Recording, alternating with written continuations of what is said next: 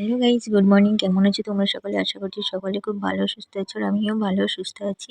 পলাশ Susmita lifestyle ব্লগে তোমাদের আন্তরিক ভালোবাসা ও অভিনন্দন জানাই। তো দেখো, এখন সকালবেলায় আজকে উঠতে একটু লেট হয়ে গেছে। তো দেখি আজকে আকাশটা খুব মেঘলা, আর কালকে জানো তো, কালকে প্রচণ্ড কুয়াশা ছিল। তো আজকে দেখছি পরিষ্কার হয়ে গেছে। তো তারপরে উঠেছি অনেকক্ষণই আগে, মানে উঠতে লেট হয়ে গেছে। অন্যদিন উঠি 5টা, 5:30টার দিকে। তো আজকে উঠেছি, আজকে পিয়ুষের সকালবেলায় মানে স্কুল নেই আর কি, ওই জন্য আজকে উঠেছি 6টা 15ই। তো সব কাজ হয়ে গেছে, ঘর ঝাড় দেওয়া, উঠোন ঝাড় দেওয়া, তারপরে ঘরটা মোছা হয়ে গেছে। আর এই যে ঘরের ভিতরে অন্ধকার লাগছে কারণ লাইটটা জ্বালানো, আর এই যে পর্দাগুলো তোলা হয়নি ওই জন্য।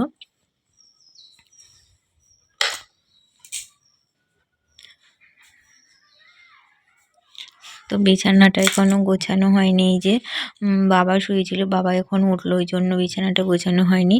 আর আমরা সবাই মিলে এখন যেহেতু ঠান্ডা পড়ছে, তো বিয়ের পর থেকে আমরা, মানে দেওরের বিয়ের পর থেকে আমরা, আমি, শাশুড়ি মা, শ্বশুর মশাই, আমার ছেলে, 4জনই একটা খাটে ঘুমোচ্ছি। মানে যেহেতু ঠান্ডা পড়ছে আর এইভাবে শোয়া হয় না, তাই আমরা এইভাবে শুই, 4জন এভাবে ঘুমোই। মানে যেহেতু তোমাদের দাদাভাই বাড়িতে নেই, ওই জন্য আর এই ঘরটা শোয়া হয় না। তাও কদিন মাঝে শুয়েছিলাম, তো একা একা বাবা শুয়ে থাকে, বাবার শরীরটাও ভালো না, ওই জন্য সব একসাথে ঘুমোচ্ছি। আর আমার সবার সাথে ঘুমোতে বেশ ভালোই লাগে। তো পিয়ুষকে কাল ওর স্কুল ছিল, আর একটা স্কুলে ওকে ভর্তি করেছি। যাই হোক, প্রচণ্ড দুষ্টু হয়ে যাচ্ছে, ও পড়াশোনায় একদম মন নেই, ও সারাদিন খেলা করছে, ওই জন্য ওকে স্কুলে নিয়ে গেছিলাম। তো শাড়িটা এভাবে পরে আছে, এখনো গোছানো হয়নি। তো তোমাদের তো বললাম ঘরটা মোছা হয়ে গেছে, সকালবেলায় ঘরটা মুছে ফেলছি আজকে। মানে আজকে না, এখন মানে কদিন ধরে বিয়ের পর থেকে, মানে বিয়ের 2 দিন আগে থেকে ঘরটা সকালবেলায় মুছে ফেলছি। তো আজকে রুটি বানানো হয়েছে, রুটিটাও বানানো হয়ে গেছে, তারপরে আমি তোমাদের সাথে ভিডিও করছি। তো তারপরে দেখো, স্নান করে চলে এসেছি, দুপুরবেলা হয়ে গেছে। তো এখন আজকে দুপুরে রান্না হয়েছিল, এটা মাছ, কি যেন বলে, মাছ মাছ দিয়ে, লঙ্কা দিয়ে, পেঁয়াজ দিয়ে, যাই হোক একটা কি বলে জানি না। তো আমি রান্নার ব্যাপারে একদম জানি না, শুধু খেতে হয় তাই খাই। আমার মতো মানে পাবলিক কেউ নেই মনে হয়।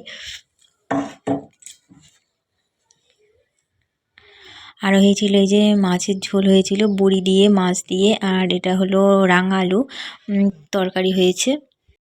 এই যে এটা ডাল বাটা, ডালটা বেটে পেঁয়াজ লঙ্কা দিয়ে একটু মানে পেঁয়াজের মতো করা হয়েছে। এখানে কতগুলো ডিম দেখছো। পিয়ুষ যেহেতু 2-3টে স্কুলে ভর্তি হয়েছে, ওই জন্য ওর চাপটা বেশি হবে, ওই জন্য ওকে ডিম খাওয়ানো হচ্ছে। তো ডিমটা, এই বাটিটা পুরো ভর্তি ছিল, খেতে খেতে অর্ধেক শেষ করে ফেলেছে, আর মাত্র 5টা ডিম আছে। আর ওর দুধ একদমই খেতে চায় না। আর আমাদের ঘরটা না একটু অন্ধকার, কারণ আর দুধ রাখা আছে। পিয়ুষ বলছিল মাঝে স্কুল আছে ওর 4টে থেকে, মানে অ্যাবাকাস আর কি, অ্যাবাকাসে ভর্তি করা হয়েছে ওকে। তো 4টে থেকে 6টা পর্যন্ত। তো বললো মা, আমি যেন স্কুল থেকে এসে যেন দেখি যে তুমি পায়েস বানিয়েছো।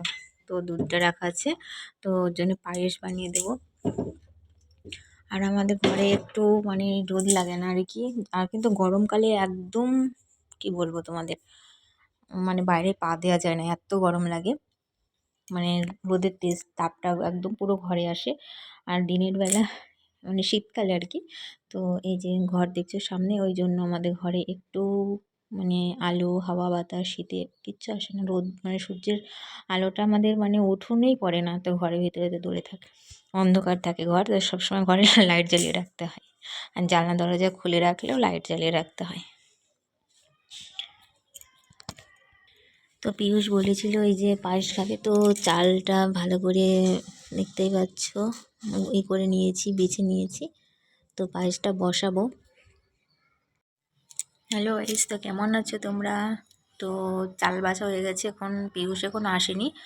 আর দুধ আছে, তো আজকে আমরা মানে রোজ দুধ নেই, যেহেতু বাবা শরীরটা খারাপ, বাবা দুধ খাচ্ছে না। তো সেই দুধটা জমিয়ে জমিয়ে অনেকটাই হয়ে গেছে। তো পিয়ুষ বলছিল অনেক দুধ আছে, তো পায়েস খাবে, তোমাদের তো বললাম শুনলে। তো আজকে দুধটা নিয়ে এসে একবারে পায়েস বসিয়ে দেব। তো ওয়েট করছি। আর এখনও সন্ধ্যা লাগেনি যে সন্ধ্যাটা দেব। তো ভাবলাম দুধটা নিয়ে আসি, নিয়ে এসে তারপরে একজনকে আনতে দিয়েছি, কারণ যেখানে দুধ আনতে যাই সে বাড়িটা আমাদের বাড়ি থেকে অনেকটাই দূর। ওই জন্য মানে একটা পাড়ার একটা ননদ হয়, তো তাকে বলেছিলাম দুধটা নিয়ে এসে দিতে, তো সে গেছে দুধ নিয়ে আসতে। তো চলো, যখন পায়েস রান্না করবো তোমাদের সাথে শেয়ার করবো কীভাবে আমি রান্না করি। তো গাইস দেখো, সন্ধ্যা লেগে গেছে আর আমি পায়েস বানানো আমারও হয়ে গেছে। তো সন্ধ্যাবেলা পায়েসের রুটি বানালাম। তো তোমাদের সাথে একটু শেয়ার করছি, কেমন হয়েছে জানিও। আর ভিডিওটা কেমন লাগলো অবশ্যই কমেন্ট করে জানিও। যদি ভালো লাগে একটা লাইক করো, আর যারা নতুন বন্ধু আছে চ্যানেলটি সাবস্ক্রাইব করো। দেখা হবে তোমাদের সাথে আমার নেক্সট ব্লগে। Tata, bye bye.